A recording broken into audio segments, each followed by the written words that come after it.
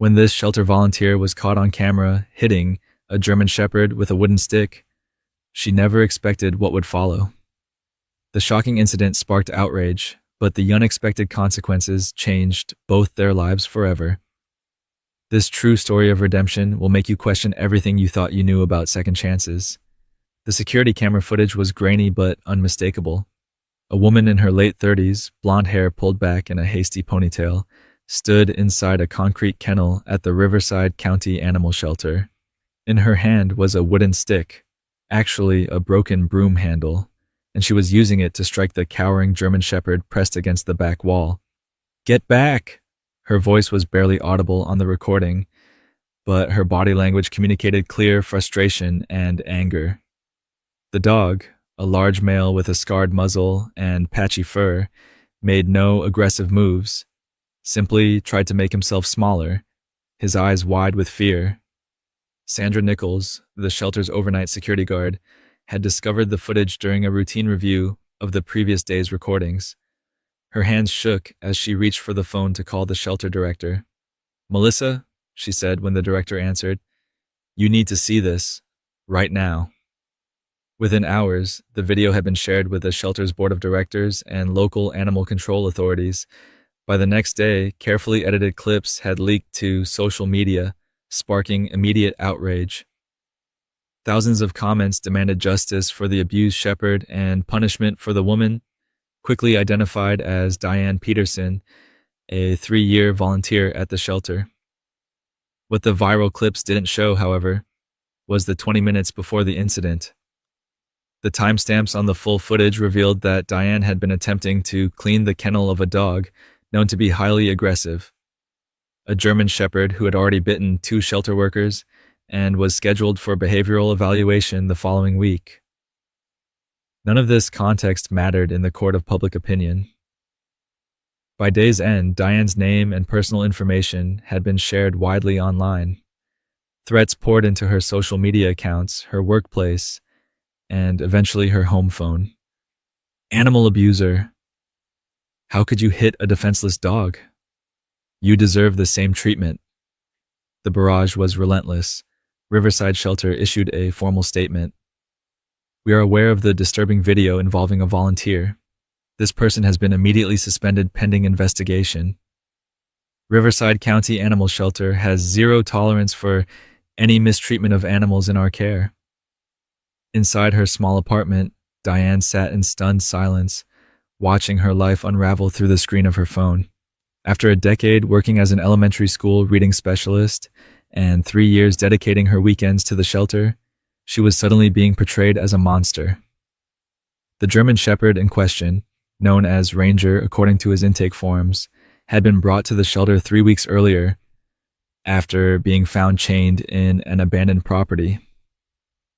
His initial assessment noted extreme fear aggression and requires experienced handling. What no one knew at the time was that Ranger's story and Diane's were about to become intertwined in ways neither could have anticipated. As the public outrage intensified, a different perspective was forming among some of the shelter's professional staff. Dr. Marcus Rivera, the shelter's lead veterinarian, reviewed the complete footage with a more clinical eye.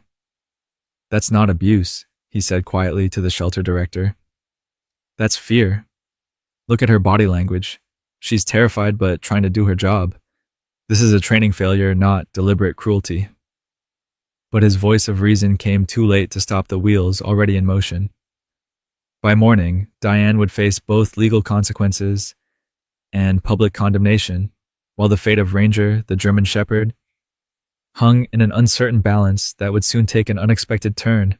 Diane awoke to pounding on her door at 7:15 a.m. Through the peephole, she saw 2 uniformed animal control officers standing in the hallway of her apartment building. "Ms. Peterson, we need to speak with you regarding an incident at Riverside County Animal Shelter." The officers were professional but firm as they explained that she was being charged with animal cruelty under county ordinance. The shelter had fired her from her volunteer position, and she was being issued a court summons for the following month. "I was trying to clean his kennel," Diane explained, her voice barely above a whisper. He's bitten people before. I was scared. The female officer nodded without expression. You'll have an opportunity to explain in court. In the meantime, you're prohibited from entering any animal shelter or rescue facility in the county. After they left, Diane called in sick to the elementary school where she taught. Her principal had already received dozens of emails demanding her termination. By noon, the school district had placed her on administrative leave, pending investigation. Across town, Dr. Rivera was conducting a thorough examination of Ranger.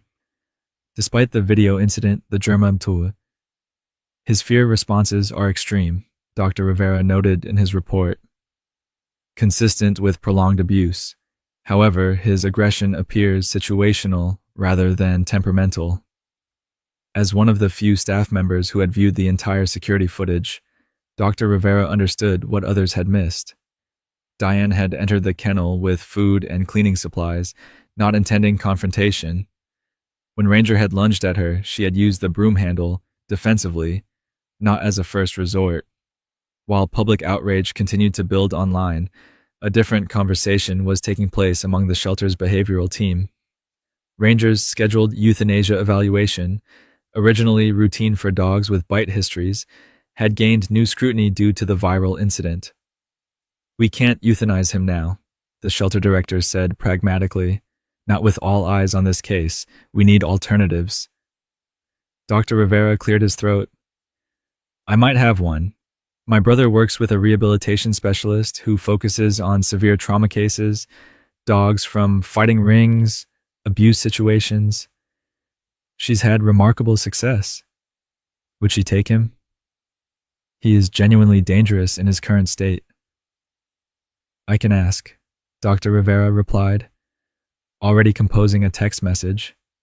That afternoon, while Diane sat in her apartment watching her career and reputation disintegrate, Ranger was being carefully loaded into a specialized transport crate.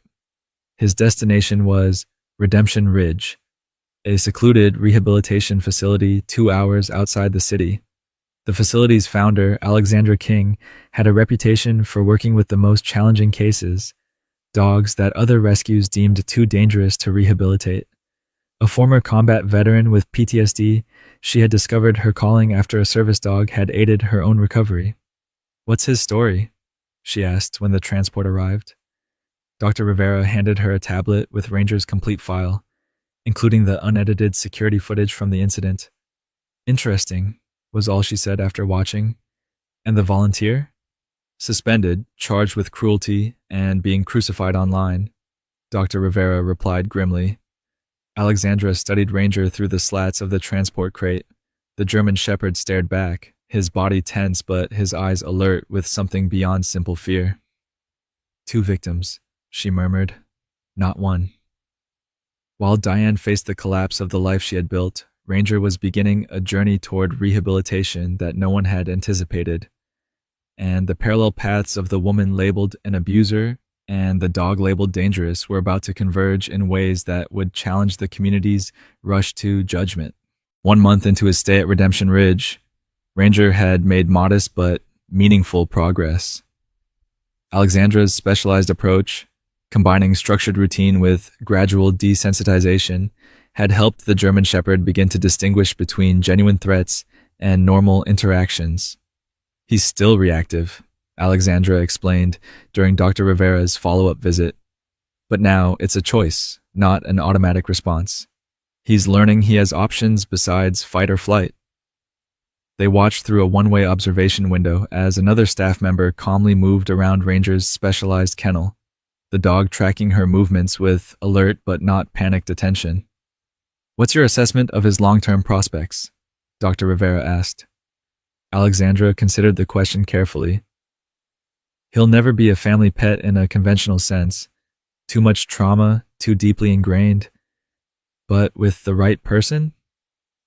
Someone who understands his triggers and respects his boundaries? He could have a good quality of life. Meanwhile, Diane Peterson's life had contracted to a painful minimum. She remained on administrative leave from her teaching position. Friends had distanced themselves, and she rarely left her apartment except for necessary errands. The court date for her animal cruelty charge loomed 2 weeks away. Her attorney, a public defender named Michael Soto, had reviewed the case with increasing frustration. The complete video shows a very different story than what went viral, he told Diane during their preparation meeting. You were defending yourself from a dog with a documented bite history. The shelter failed to train you properly or warn you adequately. Diane stared at her hands. None of that matters. Everyone's already decided I'm a monster who beats animals. Not everyone, Michael countered, sliding a document across the table. Dr. Rivera has submitted an expert statement for your defense, and he's arranged for another expert witness, someone who specializes in canine aggression and shelter protocols. That expert was Alexandra King, who had agreed to testify about the larger context of the incident. How shelters often placed volunteers in untenable positions with dangerous animals due to understaffing and inadequate training. What no one had yet told Diane was that Alexandra had a more unusual proposition in mind, one that would soon connect her directly with the German Shepherd she had been demonized for confronting. The court hearing was brief but consequential, with expert testimony establishing that Diane had used the broom handle defensively after the dog lunged, and documentation of the shelter's failure to provide proper training or safety protocols. The judge dismissed the animal cruelty charge. While the court understands the public concern for animal welfare, the judge stated, the evidence does not support criminal charges in this matter. The respondent's actions, while unfortunate, were defensive rather than malicious. Outside the courthouse, a small group of protesters held signs condemning Diane despite the ruling. She slipped out a side entrance with Michael and Dr. Rivera, avoiding the cameras that had gathered at the main doors. What happens now? She asked hollowly. The school district still has me on leave. Everyone still thinks I'm an animal abuser. That's where I might have a proposition, Dr. Rivera said. There's someone you should meet. The following day, Diane found herself driving to Redemption Ridge, her stomach tight with anxiety. She had no idea why she had agreed to this meeting, except that after weeks of isolation, any purpose felt better than none. Alexandra King met her at the facility's main building, her handshake firm and assessing. Thank you for coming. I know this isn't easy. Why am I here? Diane asked directly. To understand something important, Alexandra replied. About redemption, both canine and human, Alexandra led Diane to a small, comfortably furnished observation room with a large one-way window overlooking a training yard. Through the glass, Diane could see a familiar German Shepherd, Ranger, moving through basic obedience exercises with a male trainer. That's him, Diane whispered, unconsciously stepping back from the window. Yes, Alexandra confirmed. He's been here for 6 weeks now. I wanted you to see his progress. Diane watched with a mixture of fear and fascination. The dog she remembered, lunging, snarling, terrifying, moved differently now. Still alert, still watchful, but with a new focus and control. He's not cured, Alexandra explained, noting Diane's expression. He'll always have trauma responses, but he's learning to manage them, to make choices instead of just reacting. Why show me this? Diane asked, turning away from the window. Is this supposed to make me feel better about what happened? About losing my job, my reputation, my whole life? Alexandra's expression remained neutral. No. It's to help you understand that a single moment doesn't define either of you. The public saw 10 seconds of interaction and made judgments about both your characters. Those judgments were incomplete for him, just as they were for you. The parallel struck Diane with unexpected force. Like Ranger, she had been defined by one reactive moment, one fear response caught on camera. Is that why the shelter sent me here? For some kind of object lesson? The shelter didn't send you, Alexandra corrected. I requested this meeting because I need your help. Diane laughed incredulously. My help? With what? With him. Alexandra nodded toward Ranger. He needs controlled exposure to the situations and environments that trigger his fear, including the shelter where the incident occurred. The realization of what Alexandra was suggesting hit Diane like a physical blow. You want me to work with him? The dog I supposedly abused? That's insane. Not work with him yet, Alexandra clarified. Just be part of his rehabilitation process. You're a known trigger for him. Under controlled circumstances, that's actually valuable for his progress. Diane shook her head in disbelief. Even if I wanted to, which I don't, I'm banned from the shelter. That's being reconsidered based on the court's findings, Alexandra replied. Dr. Rivera is advocating for a restorative approach rather than a punitive one. Later that evening, back in her apartment, Diane found herself researching canine rehabilitation techniques. Her teacher's instincts awakened by this new form of education. The parallels between trauma-informed approaches for children and for damaged dogs were striking. Consistency, boundaries, patience, incremental challenges. She hadn't agreed to Alexandra's proposal, had in fact left Redemption Ridge, convinced the idea was ludicrous, yet something about the concept lingered in her mind. Both she and Ranger had been judged and condemned based on incomplete information. Both had reacted out of fear rather than malice.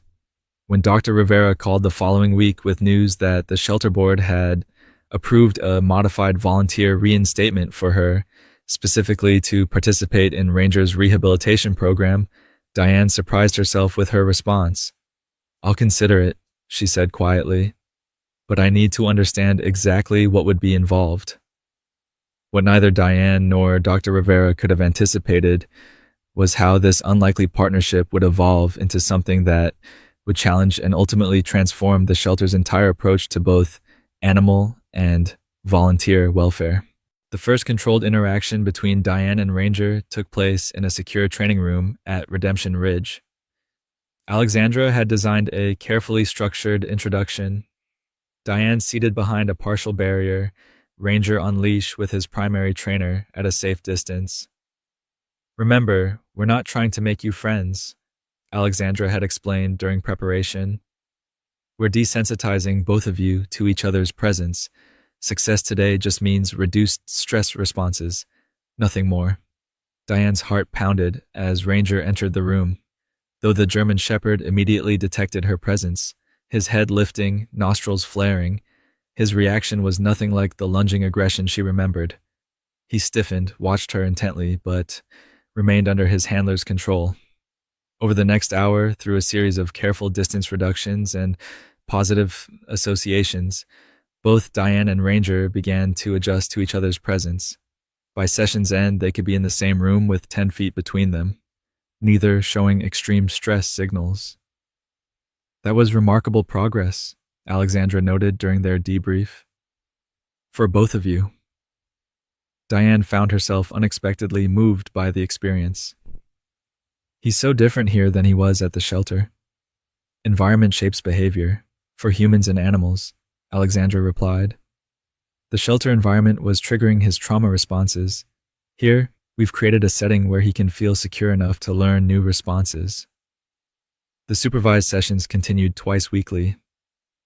Diane found herself increasingly invested in Ranger's progress, reading extensively about canine behavior and rehabilitation techniques between visits.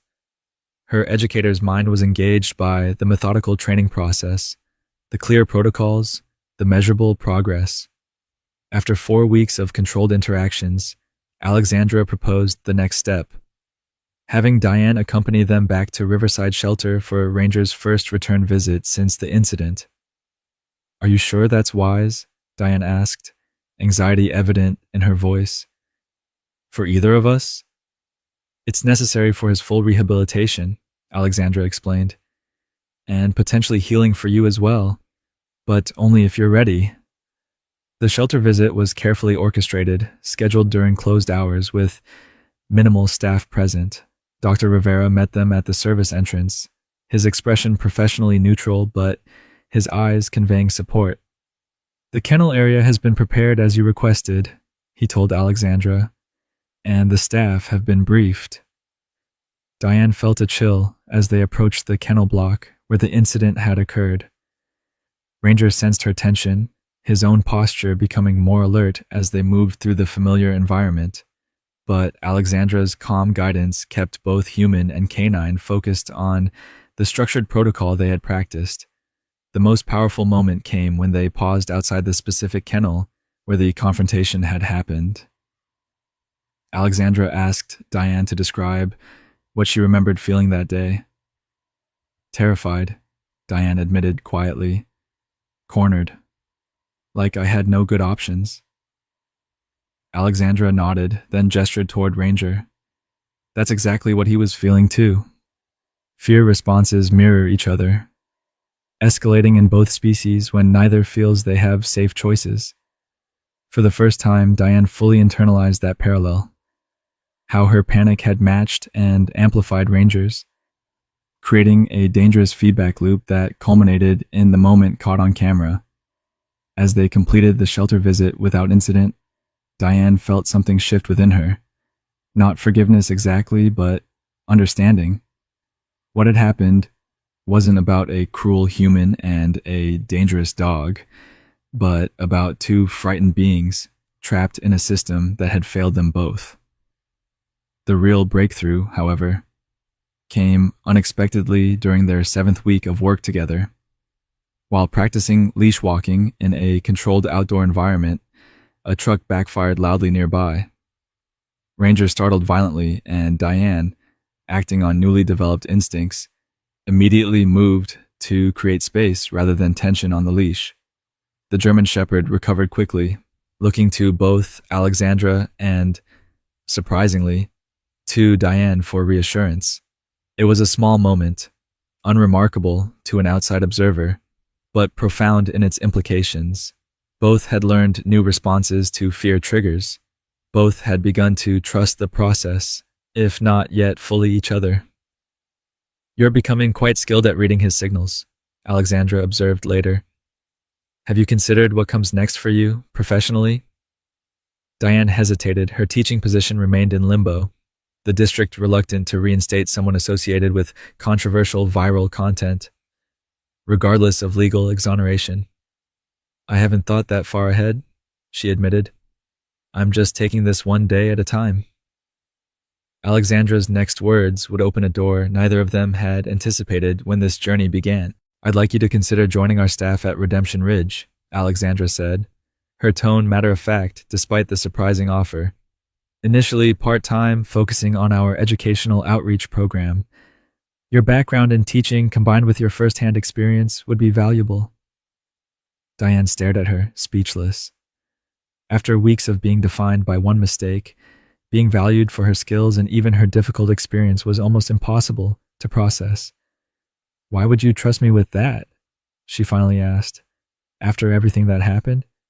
Because you've demonstrated exactly what we try to teach about rehabilitation, that learning and growth happen when we create safe spaces to practice new responses, Alexandra replied.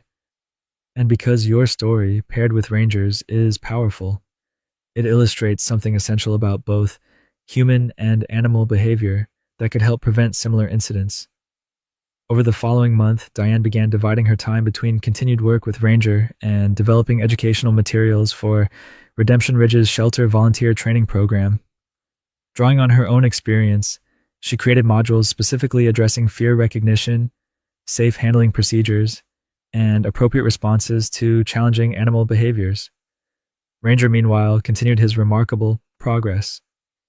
Though he would never be a candidate for typical adoption, Alexandra had begun discussing the possibility of him becoming a permanent resident at Redemption Ridge, potentially working with the facility's more specialized programs for veterans with PTSD. The unexpected turning point came when local news station KRCW, which had initially covered the viral video incident, learned of the rehabilitation partnership. Reporter Vanessa Chen approached Dr. Rivera about doing a follow-up story, not focused on controversy, but on the innovative rehabilitation approach. It's an opportunity to reshape the narrative, Dr. Rivera told Diane, during a careful discussion of the proposal, but only if you're comfortable with it. You're under no obligation. After considerable thought, Diane agreed to participate alongside Alexandra and Dr. Rivera. The resulting segment, Beyond the Viral Video, a story of rehabilitation and second chances, offered a thoughtful examination of both canine and human redemption. Viewer response was mixed, but predominantly positive. Comments praised the shelter's innovative approach to rehabilitation rather than punishment, and many expressed admiration for Diane's courage in facing her mistake and working toward resolution. 6 months after the incident that had nearly destroyed her life, Diane accepted a full-time position with Redemption Ridge, heading their newly established shelter education division. Her program, which included extensive volunteer training protocols and safety procedures, was being implemented at Riverside Shelter as a pilot program, with other regional shelters expressing interest. The most meaningful validation, however, came during a specialized training session with veterans participating in Redemption Ridge's PTSD program. Ranger, now a permanent resident with carefully managed responsibilities, was working with a former Marine who struggled with hypervigilance and anxiety.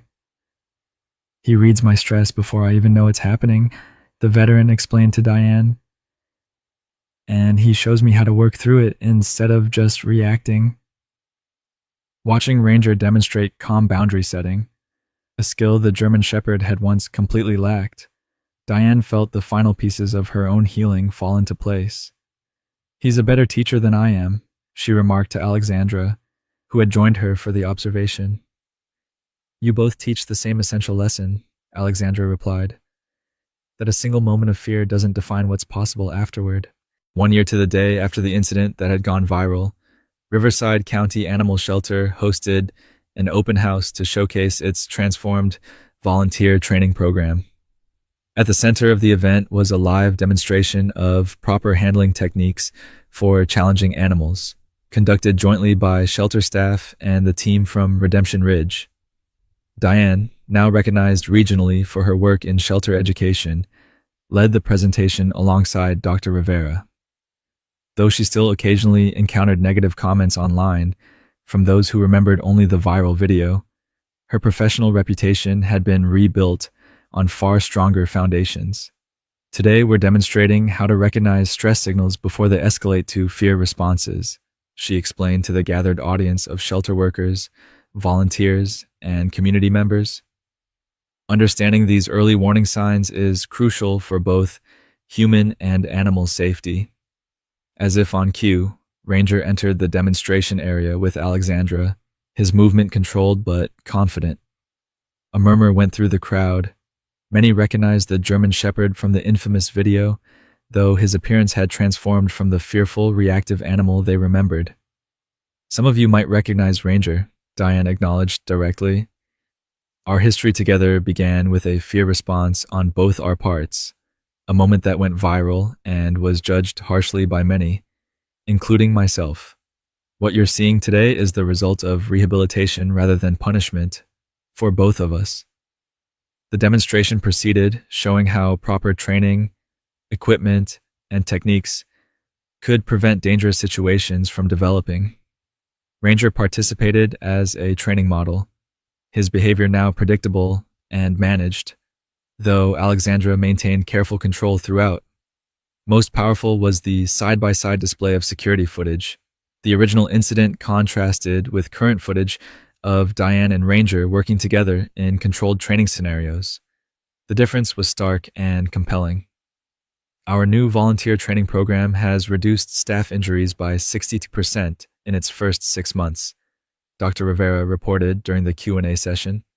"And our successful rehabilitation placements for challenging animals have increased by over 40%. After the formal presentation, as attendees mingled and explored information booths, a woman approached Diane privately. Her expression was hesitant, almost embarrassed. "I shared that video of you," she admitted. "I was one of the people calling for you to be fired, prosecuted, everything. I wanted to apologize." I never considered there might be more to the story. Diane had encountered similar conversations over the past year, enough to have developed a measured response. Social media makes it easy to judge moments without context, she said. What matters is that we're working toward better systems now. Later that evening, during a quiet moment at Redemption Ridge, Diane sat with Alexandra reviewing the day's success. Ranger rested nearby, his position carefully chosen for optimal observation of his surroundings, a habit that would never fully disappear. Did you ever imagine we'd end up here? Diane asked. When you first saw that video? Alexandra considered the question thoughtfully. I saw a possibility where others saw only a definitive ending, both for him and for you. That's essentially what rehabilitation is, refusing to let the worst moment define all future potential. As the facility settled into evening routines, Diane watched Ranger move to his customized living space, not a kennel, but a specially designed room that accommodated his need for security while providing appropriate enrichment. His journey from reactive shelter dog to educational ambassador had defied all initial expectations. Her own journey had been equally transformative. The educator who had once taught children reading skills now taught adults and organizations how to create safer environments for both humans and animals. The frightened woman who had lashed out with a broken broom handle now helped others recognize and manage fear responses before they escalated. What had begun as a viral moment of shame had evolved into a model program that was changing shelter practices across the region. The woman and the German Shepherd, both once defined by a single moment of fear, had together discovered what was possible when judgment gave way to understanding and reaction was replaced with education. If this story touched your heart, subscribe to the channel, like this video, and turn on notifications. Share it with someone who needs a reminder that a single mistake doesn't define a life, and that judgment without context benefits neither humans nor animals. Remember, true rehabilitation begins with the courage to look beyond the viral moment to the fuller story waiting to be told.